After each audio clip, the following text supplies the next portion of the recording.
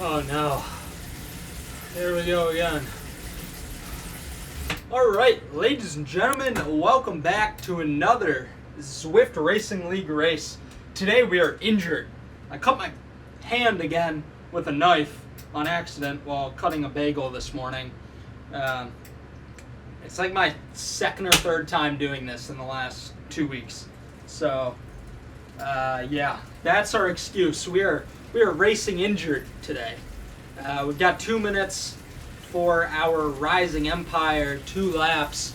This is going to be brutal, absolutely brutal. I don't want to be doing this race, but I am. I'm here, and we're in our USPS kit, so I hear it adds some extra gears. Ha! I'm hilarious. Alright, let's just get into this race.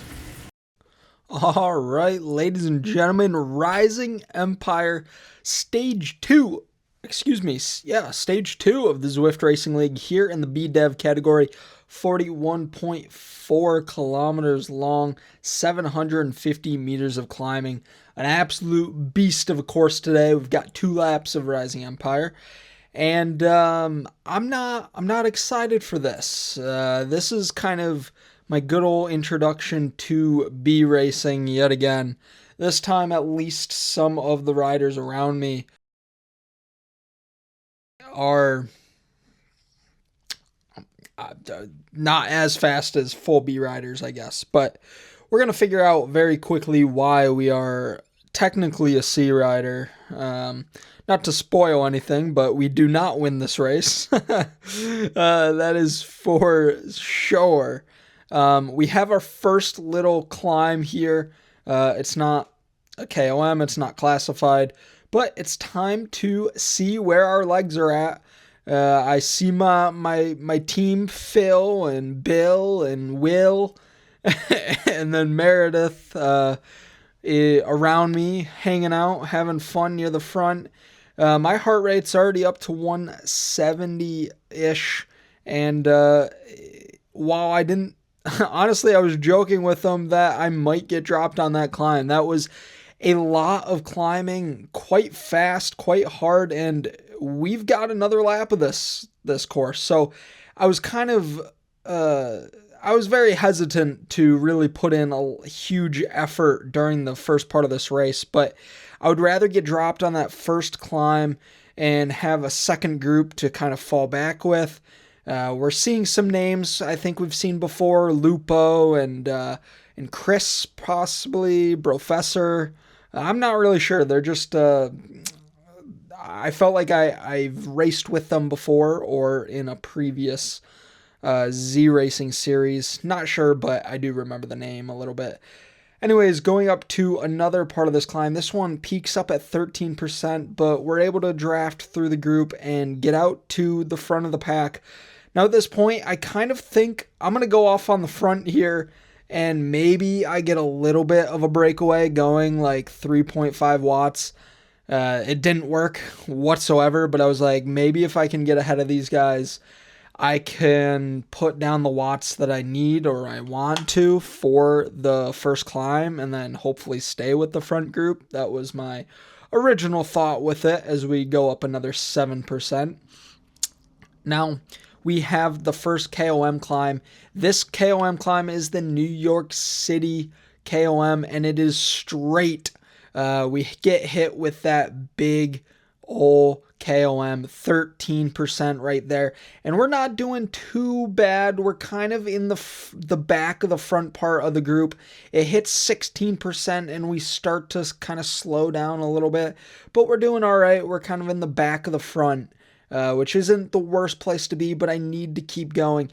It's going to hit 15. It's going to hit 16. It hits 17% on this part of the KOM. People are dropping like flies, and I'm looking ahead on the minimap and also on my screen. I don't have much left, but this whole group is strung out, and this is my time to shine. If I can get a good push on this 15 and 16%, maybe I can stay with the front group, and unfortunately, it doesn't look like I will be able to. I'm currently in 14th place, which I guess it's all right, but I've pushed myself to the absolute limit on that first climb. I got some big FAL points for my team. Not an FTS segment, though. Unfortunately, I'm not as fast as the 14 riders ahead of me. But at this point, I'm feeling quite confident. I am in 14th out of 61 places. I've got a small group kind of catching me, and at this point, I'm thinking, all right, we have a sprint. We got to go all out. And we get 15th on the sprint, which isn't too bad. But the unfortunate part about it is we get dropped from the group that we were with because our legs are gone. Our legs are completely gone, and we are not even done with the first lap. So I need to kind of tuck into the draft, hopefully catch up with these guys.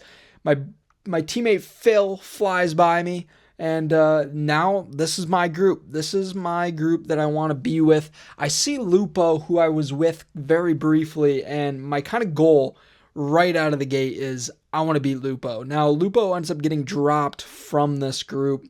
We have Chris, Espers, Zilly. I already said Chris. Sorry, the names are flying through. And Brooks, and Phil. We have a good amount of people in this group, so it's basically stay together, push hard, and hopefully don't get dropped. But like I said, my legs are already feeling it, and we have the backside of the KOM now. So this isn't the official banner start to this KOM, as the rest of the group that I was with, including Phil and Brooks and Chris, fly by me. Chris ends up getting dropped from that group, and they are off to the races. Brooks, Maddie, Zilly, they are 10 seconds up the road already, and it's down to Chris and I, who get to hang out on this good old KOM at 8%. It's going to flatten out and then push up to around 10%, flatten off, and then hit us with a 13 or 14%. But anyways, Chris and I are going kind of back and forth, pulling and pushing. And this is where I kind of get my legs back a little bit under me, is I'm going to sit down in this part of the 10%, which is something I don't typically do. And I end up dropping Chris. I didn't originally mean for that to happen, but it hits 15%. I have to get back out of the saddle if I want to put in any part of a climb. And remember, this climb does have FAL points, so I'm trying to get as many as possible for my team. So I am going to be beating the herd member and the ATP rider behind me. And now it's time to sit in and hopefully keep my speed up while sliding down this good old hill. Now at this point, we are not feeling great, knowing we have a whole nother lap. Hopefully not alone. We have a few people behind us. We have a few people ahead of us. We see Brooks, who has been dropped by Phil and those guys up ahead. And then Jeremy flies by me in the ATP club. He just flies by me and then keeps going. And I was like, all right, I'll see you later. But I end up catching up. These kind of breaks between KOMs were my savior during this race. I don't typically race this far. I don't remember the last time I rode for more than an hour. It's been a while. So my legs definitely aren't used to this type of climbing, but also the length and distance of this race. So that was a challenge for me nonetheless. Now, starting the second lap, we've got a group about 5 riders. Jeremy, we have Meredith who joined in. Brooks is back with us. Carter, Espis. There's a bunch of people now in this group, and it's going to kind of turn into a time trial with some of the riders on the front going quite fast. And we have a flyer off the front, which is not good for this group because I am in the pain train. I am not looking good right now, and this is my crew that I want to stick with. I also see Lupo and Domingus and a few others that are behind us around 47 seconds. And I also know with how I'm feeling, I don't know if I'm going to be able to stick with my group, but my guarantee is that I need to be beating Lupo. Lupo is my goal at this point. Even though I have a 50-second head start right now, I want to be able to stay ahead of them and be able to keep pushing the power enough to beat them. And as we get up this first climb yet again, it's going pretty well for the first part of it, and then we get pushed up to the 9%, and my legs are starting to give out as I started the climb, sitting down, pushing the watts there, and we kind of get to the top as a group, and I'm done. My legs completely give out. I don't really have anything left. So Meredith and Chris and Brooks are now off on their own, 10 seconds ahead, and that was not ideal for me, not in the slightest. And again, the pain of this race is coming to haunt me, but the big issue is behind me. I have a 43-second gap to Lupo, who is going to be my rival for this race. He or she is the person that I have on my radar for the rest of this race. It's not about the people ahead of me, it's about the people behind me. If I'm lucky enough to catch people, great, that's awesome. But I need to stay ahead of the people behind me because I still am in 30th place. I still am getting some decent FAL points, even though it's around midway through the pack. I can do this. I need to get up out of the climbs. I need to really keep the power down and not get too low on myself. Hopefully I can get out of zone 2, push it to zone 3, maybe zone 4, but my fluids are low. I'm sweating like a madman, and my legs... Hey, did you guess it? I've said they're dead. Yeah, they're dead. It's been a tough race. But at this point, I'm about 40 seconds from Chris, from Brooks, from Meredith is 20 seconds. So she's been dropped by the Jeremy crew. And my goal, surprisingly, while I've been losing time to the people in front of me, I haven't been losing too much time to the people behind me. So that's a good sign. That means that the people behind me are hurting as much as I am. And that even if I am alone, I am at least pacing it enough to stay ahead of them.